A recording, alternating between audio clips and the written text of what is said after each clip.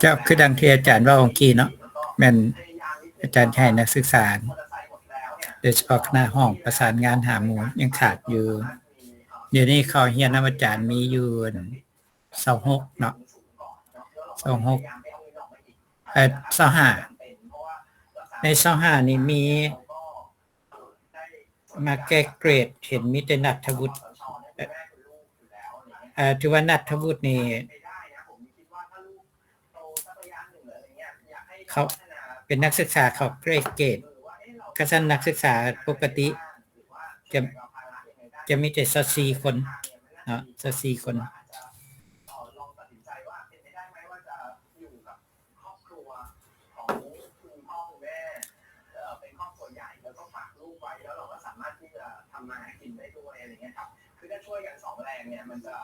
มันจะมีโอกาสที่ดีกว่าเยอะเลยนะครับก่อนที่แบบโอเคสามีหารายได้ทางเดียวแล้วส่งมาด้วยความเป็นใจเนาะเขาก็เป็นคนดีก็เป็นใจเลี้ยงดูเราแต่ว่าเราก็ต้องเลี้ยงดูลูกเขาเข้าใจแต่ถ้าอยู่เป็นครอบครัวใหญ่แบบสังคมไทยสมัยก่อนเนี่ยเขาถึงชอบอยู่เป็นแบบครอบครัวใหญ่เพราะว่าสามารถที่จะบอกว่าให้คุณพ่อคุณแม่ช่วยดูแลลูกให้บางวันแล้วเราก็ช่วยไปทำมาหากินมาเพิ่มรายได้อะไรเงี้ยครับก็อันนี้ก็เป็นข้อดีแต่นี่แล้วแต่นะฮะแล้วแต่บางครอบครัวก็ไม่สะดวกที่แบบอยากแยกครอบครัวนี่ก็อันนี้เป็นเรื่องส่วนตัวจริงๆนะครับแต่นี่ที่มีก็ไม่ได้เยอะอะไรแล้วก็เกิดจากความจำเป็นจริงๆผมยังไม่เชื่อว่าบางครั้งสวัสดิการของรัฐเนี่ยน่าจะมีสวัสดิการเกี่ยวกับไอ้สิ่งจำเป็นเหล่านี้ให้กับคนด้วยเนาะเพราะบางทีเรารัฐให้สิทธิ์ทำนู่นทำนี่แต่ว่าไม่ได้ให้มือถือเข้าถึงยากกันอีกเนาะUltra short throws are my absolute นะครับก็เดี๋ยวลองดูนะครับว่านี่หมดแล้วแล้วก็อยากไปเอาของมาอีกอันนี้สำคัญเลยนะครับก็เป็นกำลังใจให้ครับขอบคุณค่ะจริงๆค่ะสำหรับพี่นะคะพี่มองแล้วว่าการแยกกับสามีที่คุณบอกว่าไม่เคยแยกกันเลยอย่างครั้งนี้แยกเนี่ยไม่ต้องคิดอะไรเยอะคนเราบางทีเนี่ยชีวิตไม่ใช่เราคนเดียวหรอกคนก็ทำงานกันไกลสามีอยู่อเมริกาภรรยาอยู่กรุงเทพเมืองไทยอย่างเงี้ยเขาจะอยู่กันได้เลยก็แต่แม้ว่ามันสำคัญมันอยู่ที่ใจนะเพราะเขาต้องไปหาเงินเราต้องคิดอยู่อย่างเดียวว่าบางทีไอ้จังหวัดเราเนี่ยมันตันแล้วไงมันไม่รู้จะไปทางไหนมันพักพวกกันทั้งนั้นเดี๋ยวนี้ไอ้ไม่ต้องไม่มาเอาเพื่อนกับฝูงอะไรเงี้ยมันก็ไม่ถึงตัวสามีเราจำเป็นก็ต้องไปก็ต้องให้เขาไปนะเดี๋ยวถึงเวลาต้องทำเรื่องตัวกลับมาเลี้ยงลูกใช่ไหมคะส่วนหนูก็ต้องหางานทำพี่ไม่อยากให้หนูอยู่เฉยๆเพราะอยู่เฉยๆแล้วเนี่ยเสียดายรายได้ขายขนมไปทำงานอะไรก็ได้ที่มันไปเช้ากลับเย็นแล้วก็ไปรับลูกขี่มอเตอร์ไซค์รับลูกกลับบ้านดูแลลูกมันจะได้อีกทางหนึ่งนะช่วยกันอย่างนี้ค่อยๆเป็นค่อยๆไปนะเพราะชีวิตมันจะได้ดีขึ้นดีไหมคะดีค่ะนะกลับไปก็เริ่มหางานว่าจะทำอะไรที่มันไม่หนักแล้วก็มีเวลาให้ลูกด้วยนะเพราะลูกเราไม่ปกติใช่ไหมคะเราต้องดูลูกด้วยแล้วก็ทำงานอะไรเล็กๆน้อยๆที่มันได้ค่าขนมสักวันหนึ่ง100 200ก็ยังดีนะคะลองกลับไปคิดดูก็แล้วกันขอบคุณค่ะขอบคุณค่ะภรรยาป่วยด้วยลูกป่วยด้วยก็อาจจะไม่อยู่ก็ได้ถ้าผู้ชายคนนั้นจิตใจไม่ดีผู้ชายคนนี้พิสูจน์แล้วว่ารักเราจริงคุณเป็นคนดีจะมาร่วมรายการกับเราส่งเรื่องราวการเป็นของทุกนาทีที่เป็นลูกนี้กด33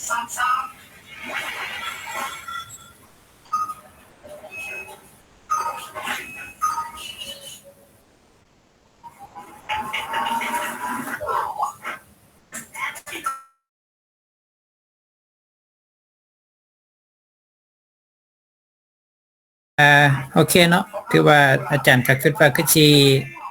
มีแต่สำนี้เป็นจังได๋คณะห้องติดต่อมีผู้สิเข้าตื่มบ่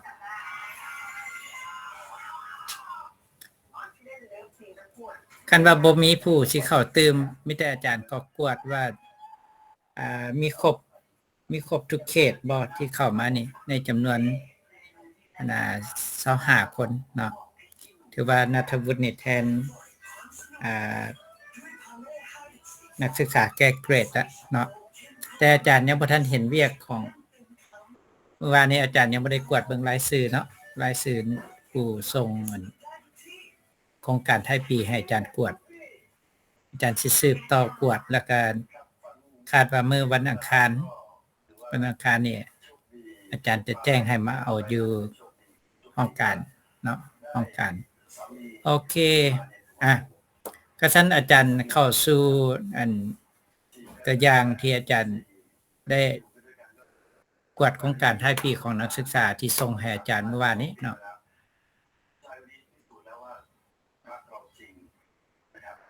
น่าจะเป็นสิ่งที่ดีแต่ว่าป่วยขนาดนี้ผู้ชายบางคนอาจจะภรรยาป่วยด้วยลูกป่วยด้วยก็อาจจะไม่อยู่ได้ผู้ชายคนนั้นจิตใจไม่ดีสามีคุณดาวนั้นพิสูจน์แล้วว่าเป็นคนดีของชื่นชมเลยนะครับทีนี้เรื่องของสุขภาพลูกและตัวเราเนี่ยถ้าดูแลแล้วก็รักษาช่วยรักษาช่วยดูแลให้หายกลับมานี่จะเป็นสิ่งที่เราตอบแทนสามีเราที่เขาดีกับเรานะครับห่างกันเพิ่งห่างกันเมื่อ2 เดือนที่ผ่านมาผมเชื่อว่าความดีของเขาเนี่ยเขาไม่วอกแวกแน่นอนนะครับก็สิ่งที่จะแนะนำก็คือถ้าอย่างมันคลี่คลายดีขึ้นคุณดาวบอกว่าคุณดาวชอบทานก๋วยเตี๋ยวไปเสิร์ฟก๋วยเตี๋ยวได้สูตรได้อะไรมาเนี่ยถ้ามีเวลาลองเพิ่มไปได้กับตัวเองตัวนี้นะก๋วยเตี๋ยวแล้วก็สุขภาพเองก็ต้องดูก็ลูกก็ต้องดูเนี่ยจะเป็นกำลังใจให้กับสามีแล้วก็จะมาช่วยแบ่งเบาภาระได้อีกทางหนึ่งถ้าสุขภาพเราดีขึ้นลูกเราดีขึ้นแล้วก็ช่วยกันทำมากินนะครับเพราะว่านี่20,000 กว่าบาทไม่เยอะสำหรับครอบครัวที่อนาคตข้างหน้านี่อบอุ่นแน่นอนนะครับเป็นไว้ใจครับสรุปก็เข้ารอบครับเห็นด้วยมากเลยค่ะกรรมการสอนดีมากเลยค่ะเดี๋ยวจะกลับไปอาจจะไปขายของเหมือนกันค่ะอาจจะเริ่มทำงานก็เคยมีนะคะเคยมีท้อแต่ว่าคนที่เขาหาเงินเขาท้อกว่าเราก็ต้องไม่ท้อไม่เหนื่อยตัวนี้แม่นอาจารย์ได้เอาเรียกของเข้าเมื่อเดี๋ยวนะเดี๋ยว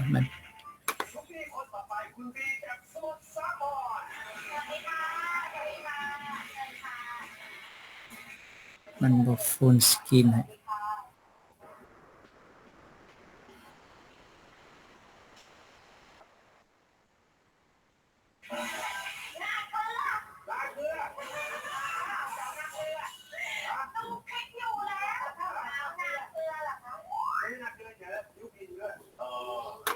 จะไหม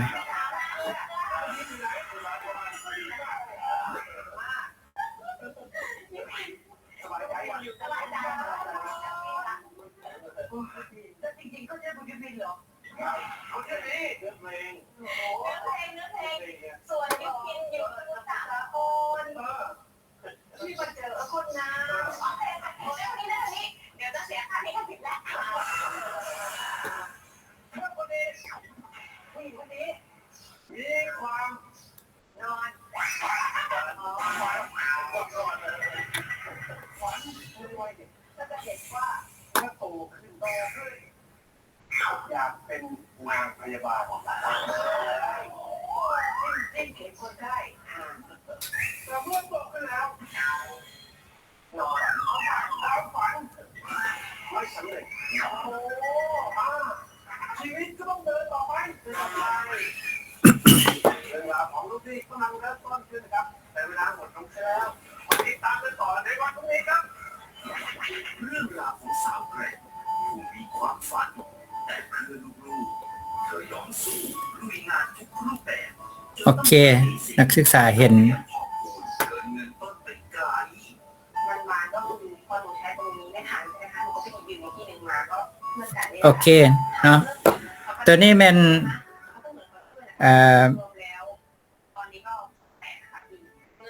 สิ่งที่อาจารย์จะอธิบายในมื้อนี้เพื่อ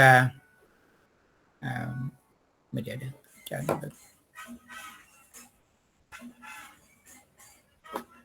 สิ่งที่อาจารย์อยากอธิบายว่านักศึกษาจะต้องไปแก้แบบแนวใดเนาะแก้โครงการท้ายปีเพื่อส่งให้อาจารย์ สำหรับตัวนี้เป็นหน้าปกเนาะหน้าปกนี่อาจารย์อยากให้นักศึกษา เฮ็ดเป็นแบบเรียบง่ายเนาะก็คือมีชื่อวิชาแล้วก็ใส่ชื่อโครงการอยู่เทิงพุ่นเลยส่วนว่าขนาดฟอนต์ตัวหนังสือนี่อาจารย์อยากให้นักศึกษาดีไซน์เบิ่งว่าให้มันมีความสวยงามเนาะเมื่อเทียบใส่กับเฮาอยู่ประมาณนั้น A3 A3 ของเฮานี่เฮาเฮ็ดจังได๋มันจังพอสิพอดีงามแล้วก็ ตัวที่อาจารย์คิดครอบอยู่ตัวนี้เนาะอาจารย์คิดครอบอยู่ตัวนี้นี่มันแม่นขอบของเฮาจะจัดรูปของส่วนที่เฮาตกแต่งใหม่เนาะของเฮาตกแต่งใหม่แล้วอยู่นี่มีชื่ออาจารย์เนาะอาจารย์สอนชื่อหยังแล้วก็มีในตารางเฮามี2คนเนาะและนักศึกษาชื่อหยังเนาะศกศึกษาใดอันนี้เอาเฮ็ดเป็นแบบเรียบง่ายเนาะอันนี้มาเบิ่ง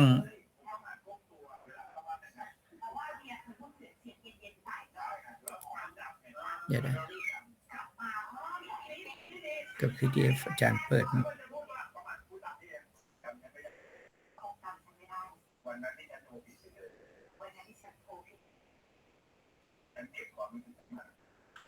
โอเคตัวนี้แม่นส่วนหน้าปกเนาะส่วนหน้าปกอยู่นี่อาจารย์ได้เขียนใส่ว่าเอารูปภาพหลังการออกแบบหมายความว่าตัวนักศึกษาออกแบบใหม่มาใส่นักศึกษาสิใส่จักรูปก็สุดแล้วแต่เนาะเพื่อเฮ็ดให้รูปมันเกิดความสวยงามเนาะบัดนี้เข้ามาหน้าที่2หน้าที่2นี่สารบานเนาะสารบานนี่อาจารย์บ่ทันอยากให้เอารูปแผ่นผังนี่เข้ามาเทื่อมีแต่ว่าเอาสัญลักษณ์ที่เฮาจะใช้ทั้งเบิดอยู่ในอันนี้อาจารย์อยากให้แบ่งเป็นหมวดเวียกเนาะหมวดเวียกที่เป็นสัญลักษณ์ของการหมายกฎทิศมีอย่างต่างๆสัญลักษณ์ของต้นไม้พืชพันธุ์บ่สัญลักษณ์ที่เฮาจะใช้ในการวิเคราะห์ข้อมูลสัญลักษณ์ที่เฮาจะใช้ในการศึกษาผังแนวความคิดทางเลือกคั่นเนาะอันนี้ถือว่าบัดนี้มาเบิ่งในส่วนปลายชื่อนี้ห้องที่1นี่อาจารย์เห็นดีแล้วโอเคแล้วเนาะมีแต่ว่าห้องที่2กับ3นี่2 3 4นี่อาจารย์ให้แบ่งเป็นตัวเดียวและหน้าที่นี่อาจารย์ให้ย้ายมาใส่อยู่กล้องบันทีนี่เลยบันทีนี่เป็นสมมุติว่าวันที่เท่าใดเฮาเขียนใส่นี้แล้วอยู่กล้องวันที่นี่เฮาก็เขียนเลขใส่สารบัญนี่สิเป็น A001 บ่เป็นหยังอาจารย์ใส่ A ย้อนว่ามันยังแม่นภาคสถาปัตยกรรมเฮายังบ่ทันได้แม่นภาควิศวกรรมกับภาคก่อสร้างเนาะก็ฉะนั้นอยู่ในนี่ถือว่าเฮาในแบบออกแบบตกแต่งส่วนนี่เฮาสิได้หมายคือกันกับแบบก่อสร้างของอาคารนั่นแหละA นี่ก็คือภาคมันนอนอยู่ในภาคของสถาปัตยกรรมภาคงานดีไซน์ส่วนว่าS มัน structure สมมติว่ามันสิมีในแบบก่อสร้างมันสิมีรูปขยายของลานของศาลาของอย่างต่างๆนี่มันก็จะอยู่ในหมวด S หั่นแล้วก็มี E มันอยู่ในหมวดของงานระบบไฟฟ้าในสนาม W มันงานระบบของน้ำเนาะการระบายน้ำอันนี้มาฮอดหน้านี้ หน้านี้นี่อาจารย์เห็นว่าทวีสุขนี่ผัดยังมาเป็นเว้าเรื่องสัญลักษณ์อยู่เนาะมันซ้ำกันเนาะตัวนี้นี่มันควรไปอยู่หน้าสารบานที่อาจารย์เว้ามาหั่นบ่ควรมามีการอธิบายตัวนี้ตืมเนาะบัดนี้มาฮอดเข้าสู่หน้าเวียกของภาค1เนาะอันนี้1.1นี่ถือว่าเอาแผนผัง Google Earth มานี่ก็เป็นตัวหนึ่งแต่ว่ามันยังบ่ทันฮู้ทิศทางของการเดินรถเพื่อเข้าไปหาโครงการของเฮาเนาะบัดนี้รูปตัวนี้นี่ อาจารย์อยากให้เอาเป็น Google Map เนาะ Google Map แล้วก็นักศึกษาต้องหมายตืมสมมติว่าอันถ้าเฮามาแต่ไฟแดงของ อันน่ะ450 ปีเนาะถ้าเฮามาแต่ไฟแดงตานมีไซเฮาสิเข้ามาหาโครงการเฮานี่ได้ฮอดไสและตัวนี้อาจารย์อยากให้ขยายไปจนฮอดสนามกีฬากลางของมศเฮาและอยู่ในนี้ ต้องมีรูปภาพประกอบการอธิบายตัวนี้คือตัวอย่างว่าเฮามีธนาคารการค้าต่างประเทศเฮาก็ต้องมีรูปธนาคารการค้าต่างประเทศมีรูปโรงเรียนพรสวรรค์ชนเผ่ามีรูปปั๊มน้ำมันบ่ตัวนี้นักศึกษาต้องมีรูปนะต้องมีรูปและเลขที่เฮาหมายอยู่นี่ในแผ่นผังนี้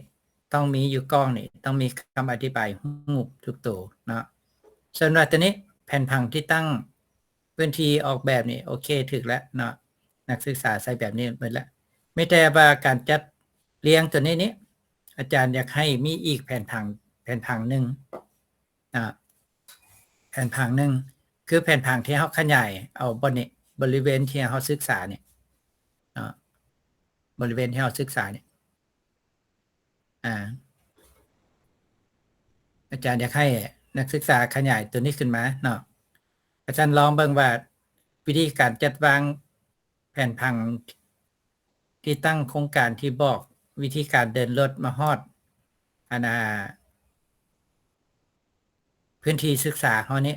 อาจจะน้อยลงรูปแผ่นผังบอกตำแหน่งศึกษาโครงการนี่อาจจะน้อยลงแล้วก็มีแผ่นผังขอบเขตการศึกษาของเฮานี่ให้ใหญ่ขึ้นบ่ ตอนนี้อาจารย์อยากให้นักศึกษาจัดเบิ่งเนาะให้มันอยู่หน้าเดียวเพราะให้มันอยู่หลายหน้าบัดนี้มาเว้าถึง แผนผังข้อมูล location แผนผังข้อมูล location นี้เนาะกวดคืนไวยากรณ์เนาะกวดคืนไวยากรณ์ตัวนี้อาจารย์อยากให้เอาแผนผังของอาจารย์เอาให้หั่นเนาะตัวฉบับนี้เนาะฉบับนี้และนักศึกษาขยายขึ้นมาอันนี้มาเว้าถึงอาคาร อาคารที่มันติดแปะกับตอนดินของเฮาเนี่ยแม่นอาจารย์อยากให้นักศึกษาแต้มเป็นแผ่นผังสั้นหนึ่งที่มันมีเส้นทางการเชื่อมโยงมันมีฟุตบาทในแผ่นผังการศึกษานี่อาจารย์อยากให้มีขอบเขตของกว้างแต่ปรากฏว่าตัวหมายสีเหลืองนี่บ่ถูกเนาะมันบ่ได้กวมเอามาฮอดพื้นที่ทั้งหน้าพี่ เนาะก็ฉะนั้นการขยายอาจารย์อยากให้ขยายเอาให้มันเห็นเส้นทางด้านหน้านี้ให้มันเห็นอาคารนี่นํในการแสดงข้อมูลสภาพปัจจุบันเนาะวันนี้ แผนผังข้อมูลสภาพปัจจุบัน location นี้อาจารย์อยากให้เอาแผนผังวางไว้จุดใจกลางแล้วก็แสดงรูปภาพตัวคอลัมน์คำอธิบายพวกนี้นักศึกษาอาจจะเฮ็ดเป็นตัวน้อยลงก็ได้ให้นักศึกษาจินตนาการลองพิมพ์เบิ่งว่าถ้ามันเป็นเกียร์ A3 เนาะตัวหนังสือตัวนี้มันสิบักใหญ่เลยเนาะก็ท่านมีแต่ว่า อยากให้มันมีแผ่นผังอยู่จุดใจกลางแล้วก็มีหมายทิศทางของการถ่ายรูปและรูปที่เฮามาประกอบนี่ต้องเห็นตัวเลขตัวอักษรอยู่นี่บัดนี้รูปที่เอามาใส่นี้เนาะรูปที่เอามาใส่นี่ต้องกงกันกับหัวข้อของเฮาอันนี้อาจารย์เห็นต้นไม้นี่มันบ่ได้อยู่หัวข้อของ location เนาะ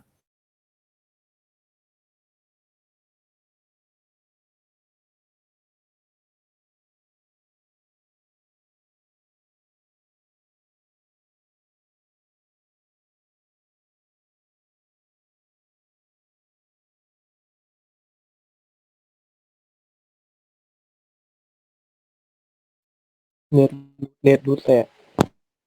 อาจารย์เราคงจะพบเอาคนเดียวเดี๋ยว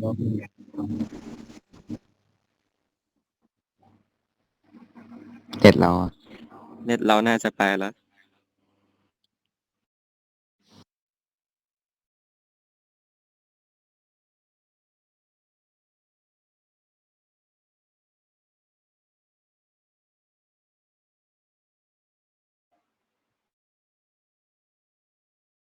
เนาะแล้วอาจารย์สิส่งให้ไม่แต่ว่านักศึกษาหั่นเอาไปเข้าว่าวางตำแหน่งของมันสิวางจังไดครับฮะ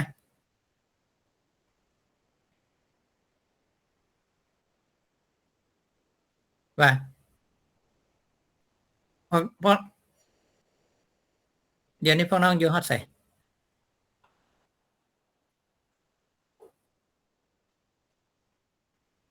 อ๋อแม่นเดี๋ยวนี้อาจารย์ยังอธิบายอยู่หน้านี้แหละอาจารย์บ่ทันได้ไปหน้าอื่นเทื่ออาจารย์กำลังว่าวิธีการเขียนคำอธิบายอยู่ทางข้างนี้เนาะตัวอย่างว่าความต้องการID video requirement นี่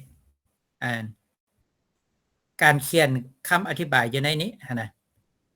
มันต้องให้มันสอดคล้องกับหัวข้อของมันตัวอย่างว่าข้อมูลตัวโป data เนาะอันนี้อาจารย์เห็นเขียนเนี่ยมันไปซ้ำกันกับข้อมูลตัว L อยู่นี่อาจารย์บอกแล้วว่าข้อมูลตัวโปนี่เฮาจะเว้าอยู่2ประเด็นใหญ่อันที่1เฮาเว้าค่าระดับดินมันมีความแตกต่างกันจังไดสมมุติว่าเฮาสิเทียบใส่กับฟุตบาทของอาคารตึกผู้อำนวยการคณะวิชาหั่นหรือว่าเฮาเอิ้นกันติดปากแต่เก่าคณะบดีหั่นเป็น00แล้วในตำแหน่งของเฮาอันเด็ดในหัวข้อตอนที่ต้องอธิบายไปในลักษณะนั้นเนาะอันนี้มาเขียนว่ามีลักษณะหับเพียงแต่ค่อยสั้นเล็กน้อยนี่ตัวนี้มันไปซ้ำกันกับข้อมูลการเขียนอยู่ในตัว L พุ่นเนาะขอโทษอาจารย์ อาจารย์ลืมแชร์จอบ่ ฮะแก้เลยนะให้มันรุดไป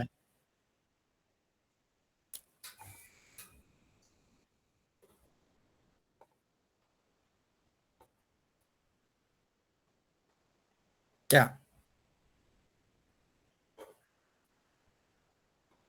โอเคจ้ะ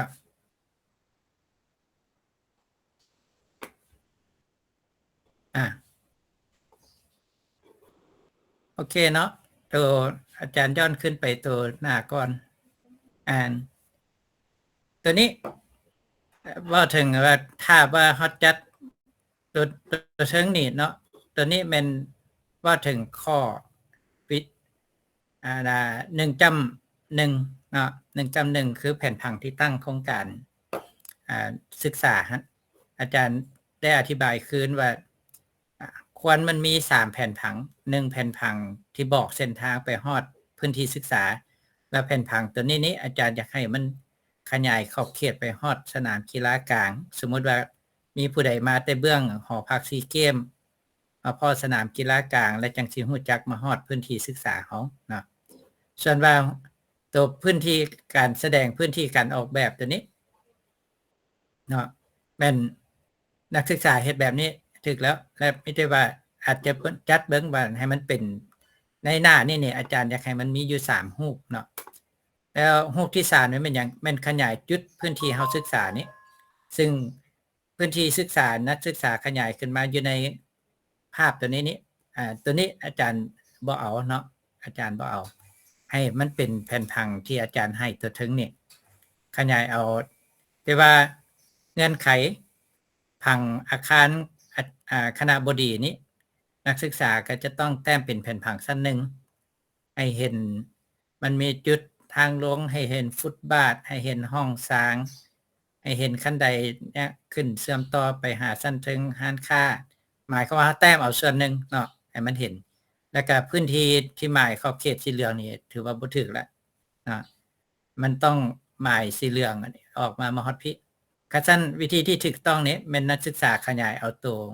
แผนผังตัวที่อาจารย์ส่งให้นี่เข้ามาใส่เป็นให้วางอยู่จุดใจกลางเนาะตามแบบของอาจารย์สเก็ตอยู่ตัวนี้แผนผังขยายขึ้นมาหั่นบ่จำเป็นต้องขยายใหญ่ก็ได้ขยาย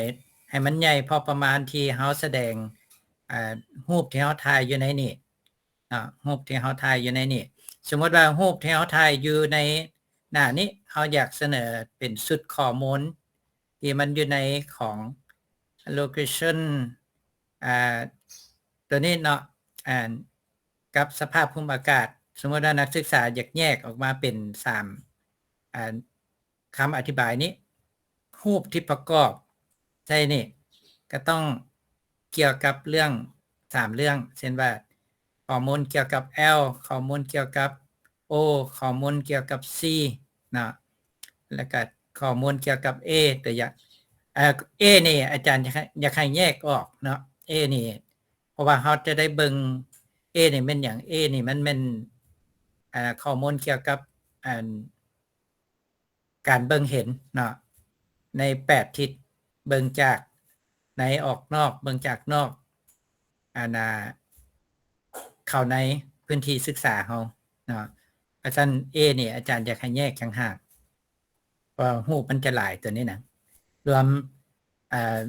วิธีการเบิ่ง2วิธีหันมันจะตกอยู่16รูปและเป็นอย่างน้อยเนาะบัดนี้มาเว้าถึงการเขียนเนาะการเขียนคำอธิบายอยู่นี่คืออาจารย์ว่าอยู่นี่ทิศทางกลับคืนมาเบิ่งหน้านี้เนาะกลับคืนมาเบิ่งหน้านี้ตัวนี้นี่เขียนออกมานี่อาจารย์ยังบ่เห็นว่าทิศทางของน้ำไหลอาจารย์ยังบ่ทันเห็นบ่อนน้ำกัดเซาะ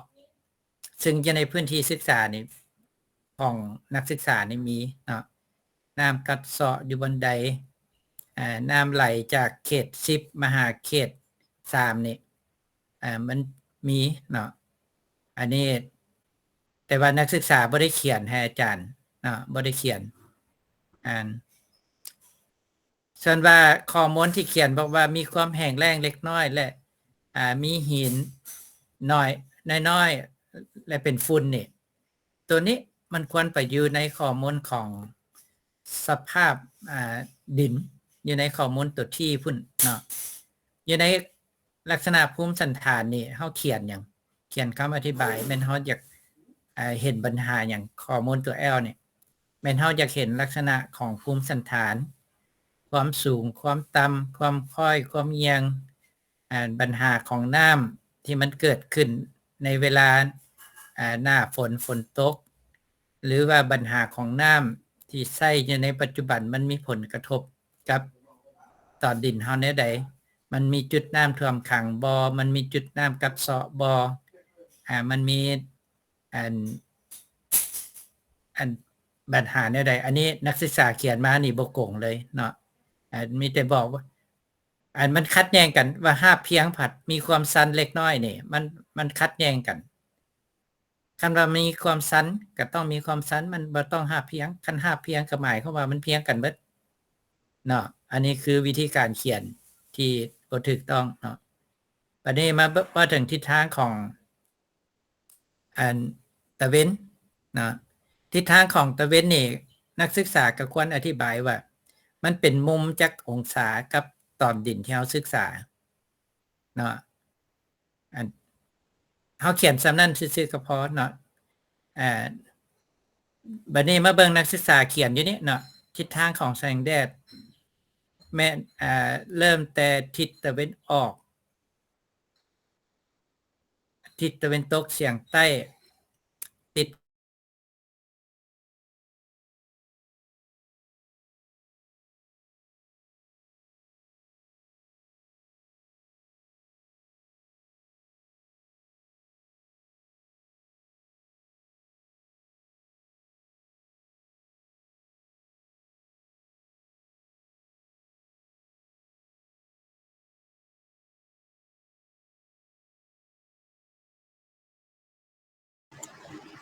เน็ตอาจารย์ไทย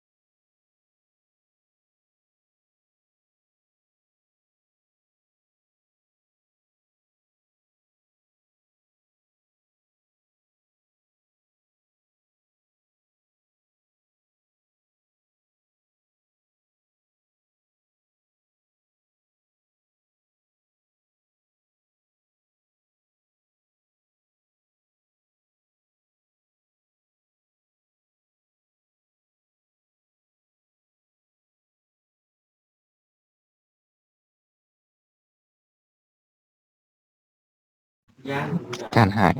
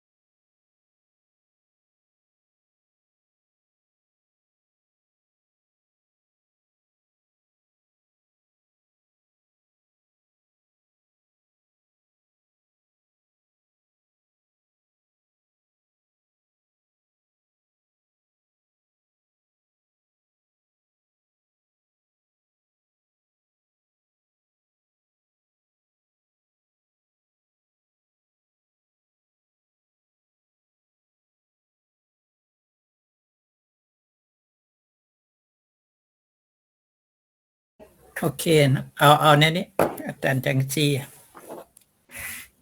เห็นว่ามันหลุดหรือบ่หลุดโอเคเนาะ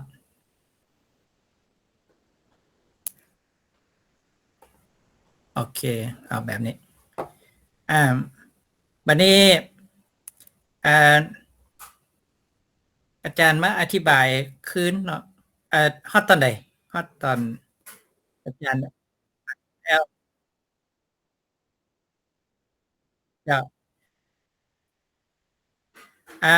ทิศทางของแสงแดดเนาะทิศทางของแสงแดดนี่จากบทตัวอย่างตัวนี้เนาะบทตัวอย่างตัวนี้ได้เขียนทิศทางของแสงแดด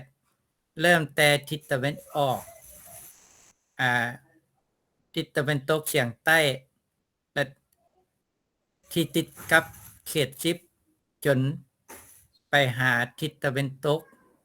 เฉียงใต้ติดกับตอนดินเขต2ตัวนี้ถือว่าการเขียนแบบนี้ออกมานี่มันบ่ได้มีข้อมูลอีหยังให้กับนักวิชาการเฮาเนาะการเขียนอยู่นี่ต้องเขียนออกมาว่ามันทิศเหนือเนาะทิศเหนือนี่มันเป็นมุมจักองศากับตอนดินที่เฮาศึกษาเพื่อหยังเพื่อเวลาเฮาสายเงาเฮาจังสิสายเงาได้ถูกต้องเนาะถูกต้องอันนี้นักศึกษาเขียนออกมาตัวนี้นี่มันแบบบ่เห็นภาพหยังบ่เห็นภาพว่ามันสินำไปสู่ข้อมูลของการวิเคราะห์แนวใดเนาะแล้วเขียนตัวนี้ก็สับสนแต่เป็นตกเฉียงใต้ติดกับเขต2แล้วนักศึกษาเบิ่งดูเขต2อยู่ทางหน้าพี่ตัวนี้มันตะเวนตกเฉียงใต้หรือเป็นตะเวนออกเอาดีๆเนาะนักศึกษาเฮาต้องบ่หลงทิศเด้เนาะวันนี้มาเว้าข้อมูลที่นักศึกษาเขียนอยู่ในข้อC climate condition เนาะเงื่อนไขสภาพภูมิอากาศวันนี้การเขียนเฮาเขียนเป็นคำกำกวงโดยรวมเขตนี้มีความร้อนสูงมันเป็นคำกำกวงเนาะบ่มีลมบ่มีห่มเงาเนาะในประเด็นเงื่อนไขสภาพภูมิอากาศนี่อาจารย์ได้บอกว่าแล้วว่าเฮาต้องเขียนอยู่3ประเด็นหนึ่งอุณหภูมิอุณหภูมิมันอยู่ในระหว่างเท่าใดหาเท่าใดในแต่ละมื้อเนาะตัวที่2อุณหภูมิกับตัวฤดูกาลเนาะอากาศหนาวฝนมันอยู่ในเงื่อนไขนั่นตัวที่1ที่เฮาต้องได้เขียนบอกคือฤดูฝนนี่แต่เดือนใดหาเดือนใดฤดูแล้งแต่เดือนใดหาเดือนใดเนาะอันนี้ถือว่าแม่นนักศึกษาจะต้องได้เขียนออกมาเนาะบัดนี้ตัวเงื่อนไขที่2มันหยังลมลมนี่มาได้ทางใดหาทางใดทิศทางใดแล้วมีลมแรงลมคอยส่ำใดในเขตพื้นที่ศึกษานี่เนาะแต่ตัวที่3แม่นว่าถึงเรื่องเสียงเนาะวันนี้เสียงนี่เขียนอยู่ในรายการตัวนี้ก็เขียนให้อาจารย์พิษเนาะเขียนให้อาจารย์พิษมีเสียงรบกวนแต่ทิศตะวันออกติดกับเส้นทางใหญ่ทิศใต้ที่ติดกับตึกคณะตัวนี้โอเคเนาะแต่อาจารย์อยากรู้ว่าเสียงนี่มันดังน้อยหลายปานใดคันว่าเสียงจากรถมันเบิดมือบ่อยู่ในสมองอันที่เฮาใช้สวนบ่ประเด็นที่เฮาต้องรู้เนาะบัดนี้เสียงที่มาจากคณะมาจากตึกคณะบดีหั่นมันเกิดขึ้นตอนจักโมงอันนี้อาจารย์บ่เห็นนักศึกษาเขียนเลยเรื่องเสียงเนาะบัดนี้ข้อ A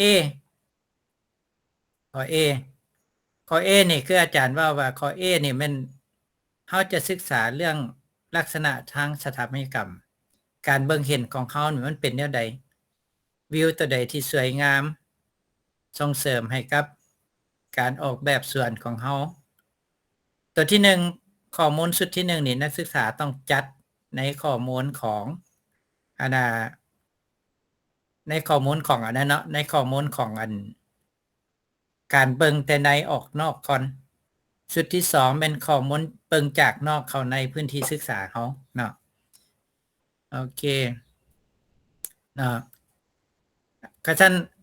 ข้อมูลตัว A ตัวนี้อาจารย์คิดว่าเฮาน่าจะต้องได้ไปจัดไปอีกหน้านึงต่างหากเนาะบัดนี้ตัวนี้เนาะเป็นวิธีการจัดวางที่อาจารย์เห็นว่าเฮาเบิ่งแล้วเฮาเกิดความเข้าใจปัญหาในพื้นที่ก็คือเอาแผ่นผังไว้ครึ่งกลางจุดใจกลางแล้วก็มีรูปประกอบคำอธิบายอยู่อ้อมรอบเนาะแล้วตัวนี้นี่คืออาจารย์ว่ารูปถ่ายนี่มันต้องเกี่ยวข้องกับหัวข้อของเฮาบัดนี้มาว่าถึงข้อมูลตัวนี้ที่นี่อาจารย์ให้นักศึกษานำเสนอข้อมูลสภาพปัญหาปัจจุบัน2อันเนาะ2อันที่1หั่นแม่นค่าระดับเนาะบ่แม่นเฮาสิมาเขียนซ้ำคืนกับข้อมูลตัว L หั่นเนาะข้อมูลตัว L อันนี้เขียนออกมามันข้อมูลมันไปซ้ำคืนกับตัว L ข้อนี้แม่นอาจารย์อยากรู้ความแตกต่างของระดับดินอีหลีตัวที่2แม่นคุณภาพของดินมันเป็นแนวใดข้อมูลที่เฮาเขียนอยู่ในตัวที่นี้เนาะบัดนี้ข้อมูลความต้องการindividual requirement นี่เนาะตัวนี้นักศึกษาเขียนมาโอเคเนาะเว้าถึงว่าเป็นสโมสรแต่ตัวที่อาจารย์ได้กำหนดให้แม่นชั้น1มันเป็นห้องนิทรรศการถาวรกับนิทรรศการชั่วคราวเนาะแต่นักศึกษาบ่ได้เขียนก็ซั่นเวลาเฮาออกแบบจัดส่วนนี้มันสิเสริมความงามให้กับอาคารที่มันจะปลูกในอนาคตแนวใดตัวนี้การเขียนเนาะอันนี้อาจารย์เว้าเพื่อกลุ่มอื่นการเขียนอยู่ใน individual นี้อาจารย์อยากให้เห็นภาพเกี่ยวกับกิจกรรมที่มันจะเกิดขึ้นเนาะกิจกรรมที่มันจะเกิดขึ้นในส่วนของเฮาต่อ user แต่ละ user ครับเนาะอันนี้วัตถุประสงค์พื้นที่สวนค่อนข้างดีเพราะพื้นเพียงดีบ่มีหยังอันนี้อาจารย์อ่านบอกเหมาะสมสำหรับการจัดตกแต่งสวนตัวนี้เขียนแบบนี้นี่บ่ถูกแล้ววัตถุประสงค์ของการใช้สวนนี่เฮาเขียนหยังเฮาเขียนต้องเป็นเขียนจากตัวที่อาจารย์เว้าหั่นก็คือเขต3นี่มันเป็นเขตหยังเขต3เนี่ยเป็นเขตที่นักศึกษามาใช้เพื่อการเรียนมาใช้เพื่อการเรียนรวมมาใช้เพื่อวางแสดงจัดนิทรรศการชั่วคราวสมมุติว่ามีงานประกวดอันสวนนกโลกตัวอย่างมีงานประกวดอันนั้นอันนี้แล้วก็เอามาแสดงก็ซั่นจุดประสงค์นี่ก็เพื่อให้เป็นบ่อนแสดงผลงานของนักศึกษาหั่นแหละบัดนี้แสดงผลงานให้นักศึกษาแล้วสิ่งที่มันเกี่ยวข้องตามมาแม่นหยังนักศึกษามาจำนวนหลายผู้ที่เข้าชมผู้ที่นั่งรอท่าเข้าชมต่อไปเอาเสร็จจังได๋อันนี้เฮาต้องเขียนให้เห็นภาพจุดประสงค์ของใช้พื้นที่บัดนี้อันนั้นเป็นตัวอาคารบัดนี้ตัวส่วนเด้เฮาสิเสริมความงามให้กับอาคารหั่นแนวใดอันนี้ก็เฮาต้องได้เขียนแนวนั้นก็คือจุดประสงค์ของการใช้ส่วนเฮาแหละเนาะหลังจากที่พวกเฮารู้จักอาคารแล้วบัดนี้อยู่ในนี้ n จำนวนผู้ใช้เนาะจำนวนผู้ใช้นี่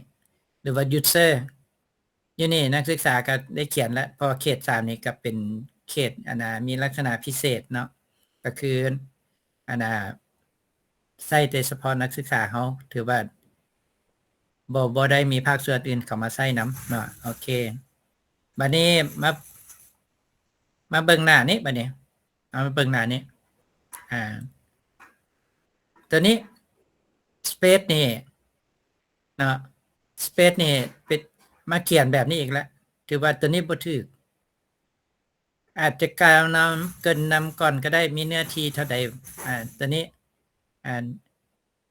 เขียนตัวนี้ไว้ถึงพี่แต่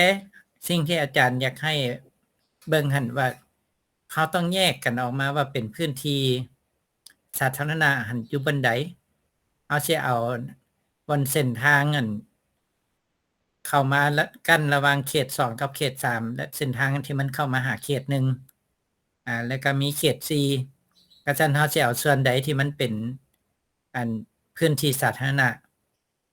เฮาสิเอาส่วนใดที่มันเป็นพื้นที่ครึ่งสาธารณะเนาะ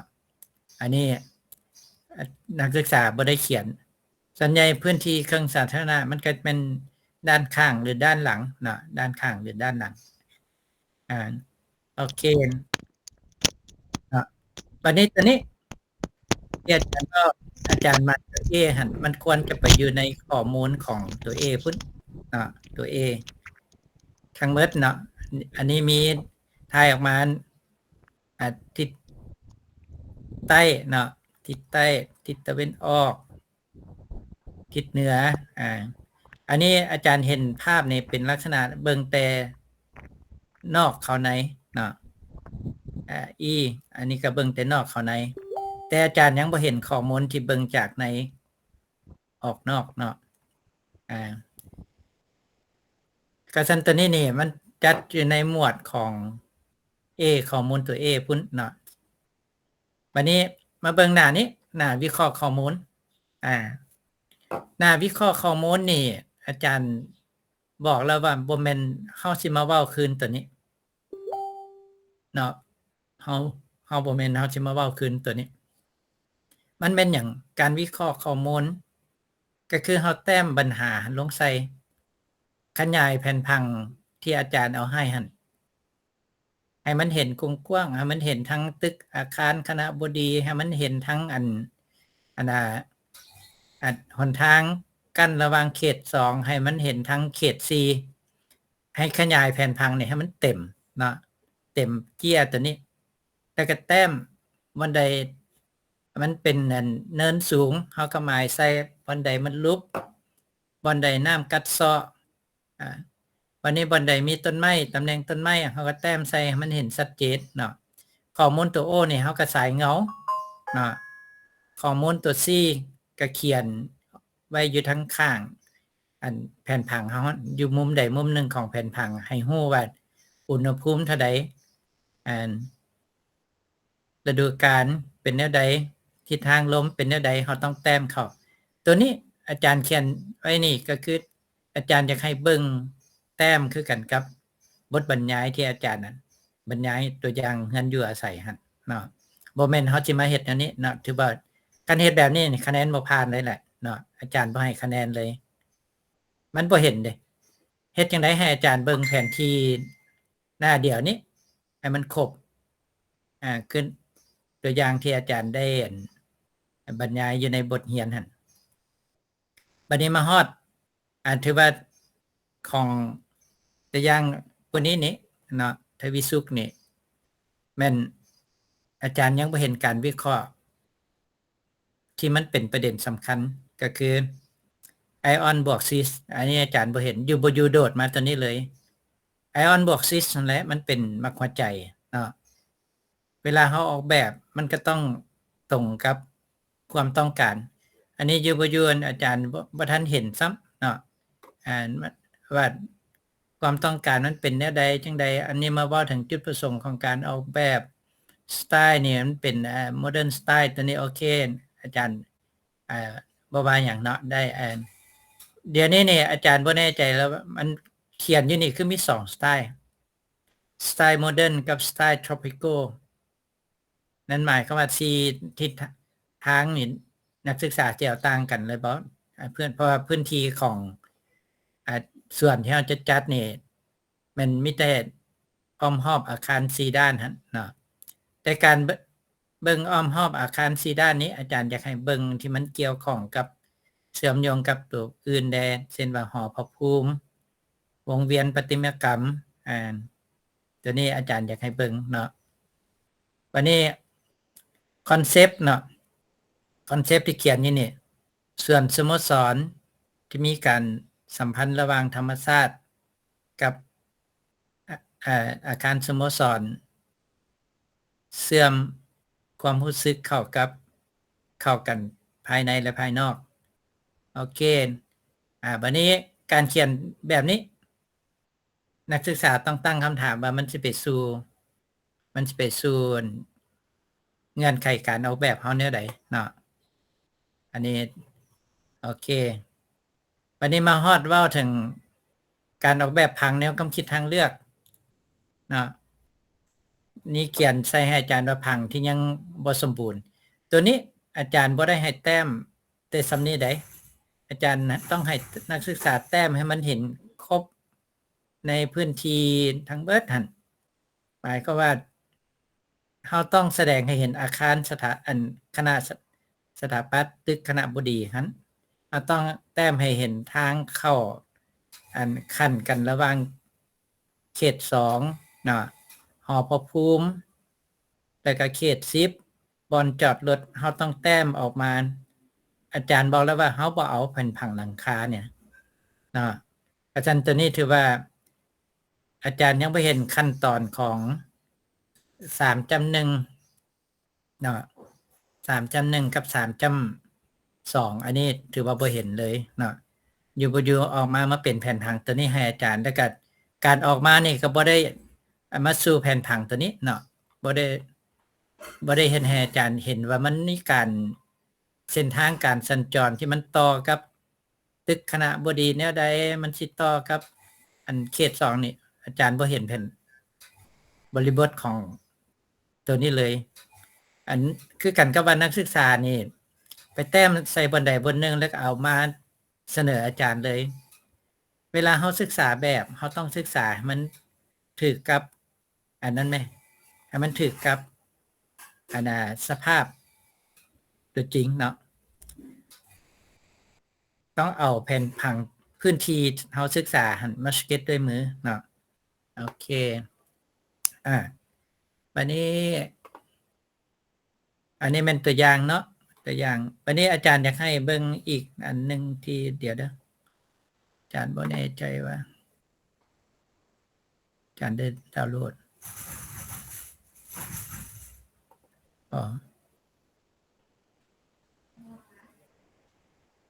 เดี๋ยวอาจารย์เข้าสู่ WhatsApp นะ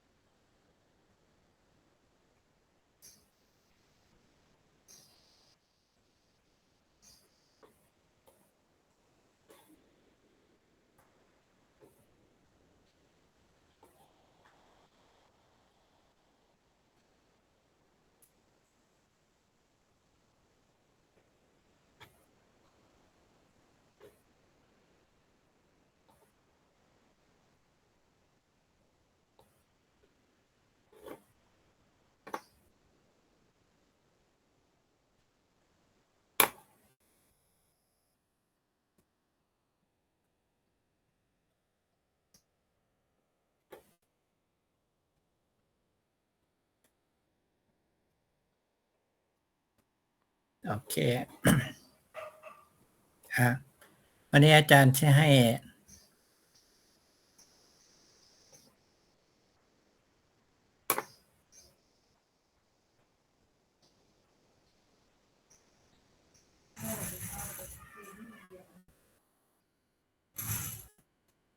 โอเค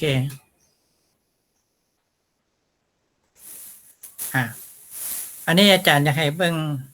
เกี่ยวกับผังแนวความคิดทางเลือกเนาะผังแนวความคิดทางเลือกเบิ่งดู ต่างหรือคือกับนักศึกษาเฮ็ดเนาะผังแนวความคิดทางเลือกนี่ก็คือเราต้องแสดงขอบเขตพื้นที่เห็นบ่อยู่นี่ส่วนหนึ่งมันเป็นส่วนของอาคารที่เพิ่นปลูกแล้ว และเวียกนี้แม่นอาจารย์กำลังออกแบบในส่วนที่เป็นเดินทางหน้านี่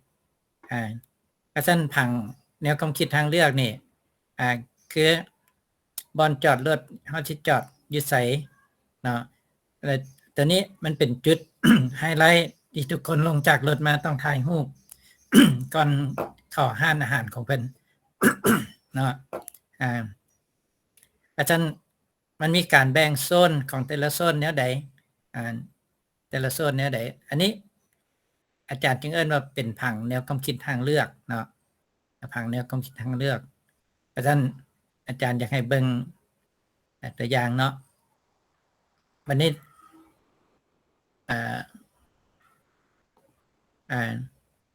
ตัวนี้เป็นทัศนียภาพวิวรวมเนาะเพื่ออธิบายตัวผังแนวความคิดเมื่อกี้นี้บอนจอดรถเนาะบอนจอดรถแล้วก็มีทางเข้าลักษณะหลังคาออกมาเป็นจังไดมันเชื่อมโยงจังไดตัวนี้มันเฮาจะแต้มเป็นผังสเก็ตแบบนี้ก่อนเฮาสิไปเข้าโปรแกรมเนาะ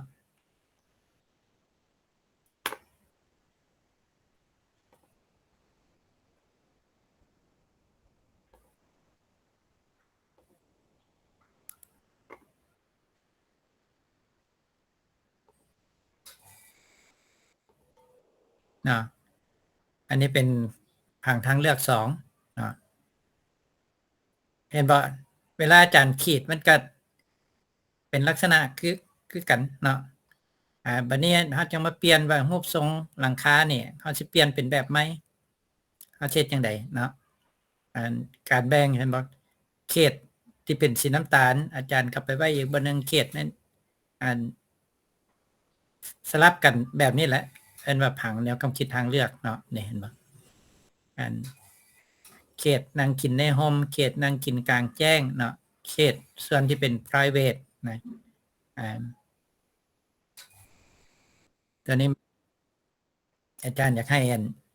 นักศึกษาเบิ่งเนาะ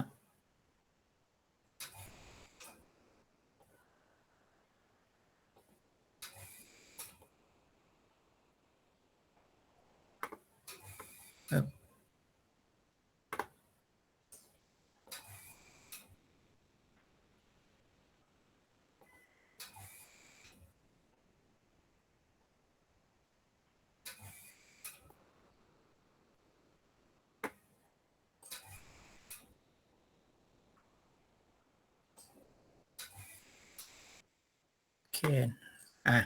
มีแต่อยากให้นักศึกษาเบิ่งคือแนวนั้นเนาะเพราะว่าจังได๋อาจารย์ก็สิได้สอนวิชาต่อไปแล้วถือว่าถ้าที่อาจารย์เบิ่งของตัวอย่าง1คนนี้ถือว่าเฮายังบ่ฮอดขั้นตอน3แล้วเฮายังบ่ฮอดขั้นตอน4เนาะขั้นตอน2ก็ยังบ่ครบส่วนว่าผู้อื่นนี่อาจารย์สืบต่อกวดให้เนาะที่ส่งมาให้อาจารย์ แล้วมื้อนี้คาดว่าหลังจากอาจารย์สอนแล้วภาคชั่วโมงต่อไปนี้อาจารย์จะกวดบางคืนว่าผู้ใดส่งมาให้อาจารย์กวดได้แล้วแล้วเวียกมีความคืบหน้าแนวใดคือดังที่อาจารย์เว้าเมื่อวานนี้ว่าตอนนักศึกษาเนาะที่ได้เบิ่งได้ฟังอาจารย์มื้อนี้แล้วแม่นบ่ให้รอท่าเนาะบ่ให้รอท่าให้นักศึกษาอันนั้นสืบต่อแปลงแบบตัวเองให้มันสมบูรณ์เนาะบ่แม่นว่าโอ้ถ้าอาจารย์ส่งก่อนน้องจังสิแปลงคันเป็นแนวนั้นนี่สิบ่ทันเนาะบ่ทันอาจารย์แท้ๆเนาะมีแต่ว่าโอเคเดี๋ยวอาจารย์stop share ก่อนบัดนี้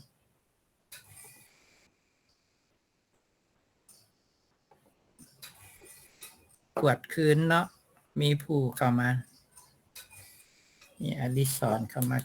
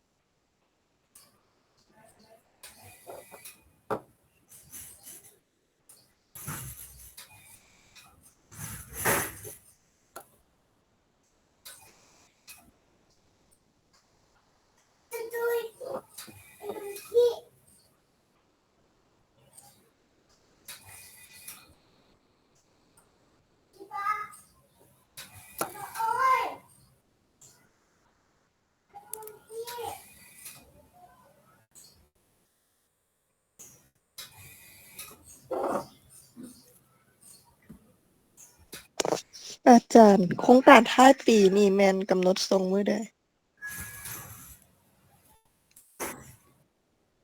ตาม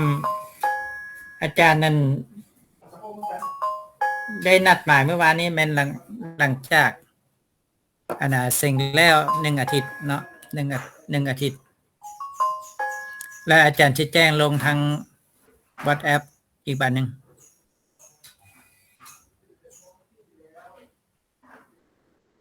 แล้วตัวเวียกบ้านแม่นเฮายังสามารถทยอยส่งได้บ่จ้ะ ควรหั่นแหละเนาะเพราะว่ามันเวียกบ้านนี่อาจารย์ให้30% ของการประเมินนี่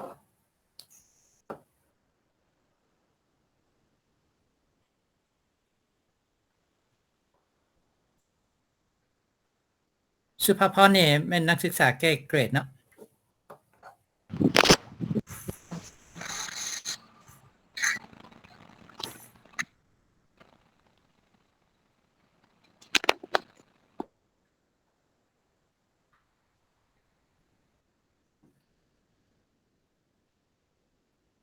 โอเควันนี้อาจารย์ได้กวดเบิ่งตัวนักศึกษาแก้เกรด4 คน อาจารย์ยังบ่เห็นใบลงทะเบียนแก้เกรดเนาะของกัญญาอาจารย์ยังบ่ทันเห็นของไผอาจารย์เห็นใบลงทะเบียนแก้เกรดมีแต่2 คนเนาะก็ท่านไปลงทะเบียนแก้เกรดซะของสุภาพรนี่อาจารย์ก็ยังบ่เห็นเนาะเฮามีนักศึกษาแก้เกรดอยู่5 คนจ้ะโอเคจ้ะมาฮอดนี้อาจารย์พักชั่วโมงนี้ไว้นี่เนาะแล้วอาทิตย์หน้าเนาะอาทิตย์หน้านี่คือดังที่อาจารย์เว้าว่าอาจารย์ให้นักศึกษาแต้มแบบอิสระนะมีแต่ว่าอาจารย์ก็สิเปิดห้องเรียนอยู่ให้เนาะเปิดห้องเรียนแบบออนไลน์ให้ตอนนักศึกษาผู้ใดที่อยากเสนอเวียกของตัวเองว่าเฮ็ดมานี้ถูกทางระบอนได้คาดหมายตามที่อาจารย์นั้นวางไว้ระบอนอันนี้ถือว่าแม่นให้นักศึกษาเข้าหาอาจารย์ได้เนาะอาจารย์สิเปิดออนไลน์ไว้ถือว่าเฮาสิออนไลน์ในห้องเรียนในห้องเรียนออนไลน์เนาะต่อประเด็นเวียกบ้านต้องให้ส่งเนาะผู้ที่ยังบ่ทันได้ส่งต้องให้ส่งให้อาจารย์คันบ่ซั่นนี่มันสิมีผลต่อกับคะแนนเฮาสิหายไป 30% เนาะโอเคเอามาฮอดนี้อาจารย์ขอพักชั่วโมงนี้ไว้นี่เนาะอาจารย์สิเตรียมเข้าสอนวิชาต่อไปเนาะจ้ะโชคดีทุกคนพักผ่อนได้ ขอบใจอาจารย์